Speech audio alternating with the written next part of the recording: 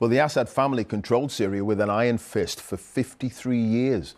Bashar al-Assad took power in 2000 after his father Hafez had been in control since the 1970s.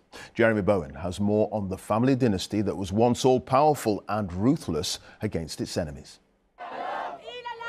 Bashar al-Assad inherited the regime when his father Hafez died in 2000, who in 30 bloody years since seizing power had jailed and killed tens of thousands, anyone who threatened his rule. After he buried Hafez al-Assad, Syrians hoped Bashar, trained as a doctor in London, would reform and modernize the country. So did Tony Blair and other Western leaders. Blair went to Damascus in 2001. The President of Syria and Mrs. al-Assad. A year later, Bashar al-Assad and his wife Asma, who grew up in London, paid a call on the Queen. Assad never delivered change, and even when thousands and then millions of Syrians demanded the fall of the regime after 2011, the year of the Arab uprisings, he might still have saved the country from war by embracing reform. But instead of that, Bashar al-Assad went to his rubber-stamped parliament in March 2011, declared foreigners were conspiring to destroy Syria, and effectively declared war on any Syrian who opposed him. In the first few years of the war, we were able to cross into the large rebel-held areas of the Damascus suburbs from the regime side. The rebels were in range of central Damascus but could never break through. The regime survived those years because some Syrians supported it in Damascus. These were Alawites from the same sect as the Assads. Despite their loyalty, Assad also needed Iran and the fighters of Lebanese Hezbollah.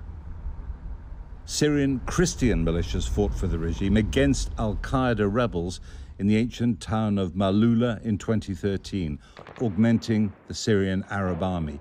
For some Syrians, especially minorities, it seemed like a choice between Assad and the jihadist killers of Islamic State and other extremist groups.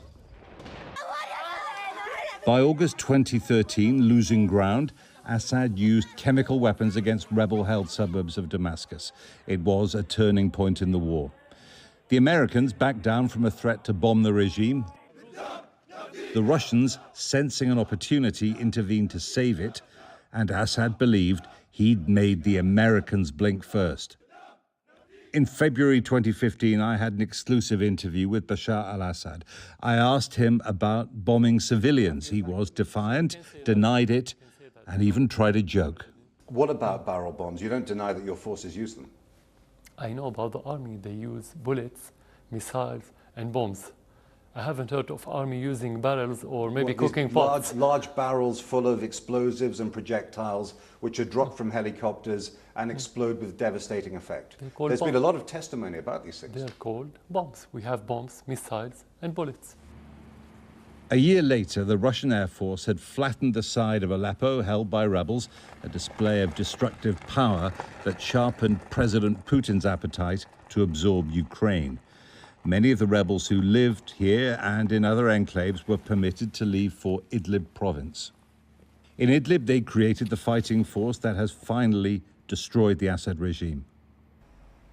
In Saudi Arabia, in May last year, Bashar al-Assad was embraced by Crown Prince Mohammed bin Salman, the most powerful Arab leader, and readmitted to the Arab League. Assad repeated the regime's old boast that Syria was the beating heart of Arabism. He must have hoped that rehabilitation was sealing his victory. Instead, when the rebels pushed out of Idlib, his regime collapsed in less than a fortnight. Jeremy Bowen, BBC News.